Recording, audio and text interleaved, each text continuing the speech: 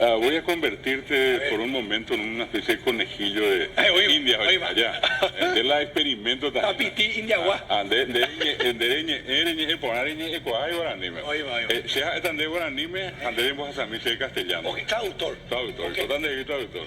Sea éramos de Co Caraí, vais a ver castellano. Este señor, Cuando éramos de Co Cuña Caraí, vais a ver castellano. esta señora, Esta señora. Esta señora. Cuando de Opa Veñan de Desaña Nendúa, a por Anduto Opa Vea, sea Ecuri Guaranime, Co Caraí, Opeja, Co Cuña Caraí. Castellano de Erecuri se, Opa Veja, este señor, esta señora. En castellano decimos este y esta, de acuerdo a si es masculino o femenino. Sin embargo, lo simple está en el guaraní, donde para ambos decimos co.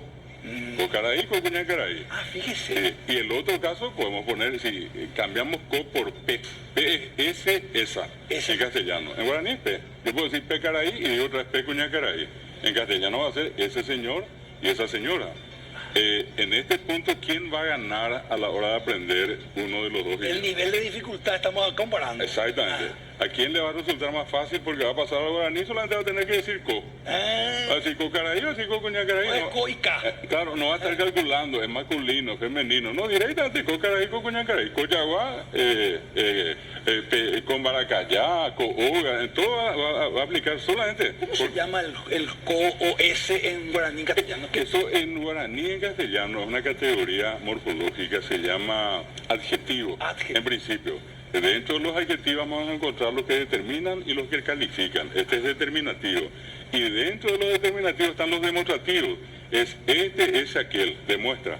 Co, pe, amoya, dañan de guaraní. Bueno, es un adjetivo demostrativo, así simple. Y en guaraní tiene una sola forma para su uso. En castellano, dos, como los casos que analizamos. Si yo digo un señor, ¿cómo voy a decir en guaraní? Al revés. Petení caray. Y si te pido que digas una señora, Petení cuña caray. la hacen de moco y gabe, eres petení. Castellano van de un señor, apejan de una señora.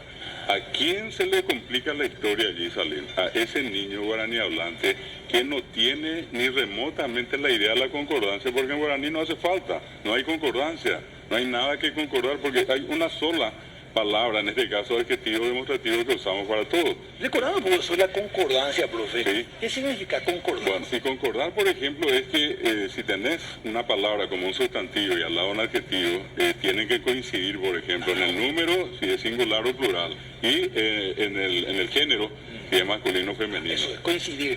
Coincidir. Bueno, para la teleaudiencia nomás quiero remarcar algo. ¿Usted es doctor en qué, profesor? Yo soy doctor en lengua guaraní. Importante recordar esto, ¿verdad? Para recordar por la formación del profe, ¿verdad? Y en el castellano habla perfecto, o sea, uno para poder enseñar la otra lengua en un país bilingüe tiene que hablar perfecta ambas lenguas. Es más, estudiando guaraní yo aprendí mejor el castellano. No le puedo creer. Así mismo. Eso es lo que a mí me permite, y a todos los que estudian, más allá, porque acá hay que dejar algo en claro. Vos, Salenma, o no sos profesor de guaraní, vos no estudiaste 10 años o 5 años o 2 años guaraní. ¿De dónde viene el guaraní que hablas? De la calle, de tu casa, ¿verdad? Y entonces, yo te puedo decir que hablas perfectamente, porque vos acabas de hacerme las traducciones, tanto el guaraní al castellano, y mucha de la gente que Casi nos todo escucha, el mundo te puede decir eso. todos te van a hacer eso, sin darnos cuenta. A lo que quiero llegar es que hablamos dos idiomas diferentes. En el caso del niño monolingüe guaraní, le cuesta más a él, porque él tiene que comenzar a conseguir la idea de que hay masculino y femenino, y de acuerdo a eso va a decir este o esta. Porque en guaraní él no tiene ese problema, porque para los dos es co caraí, co cuña caraí.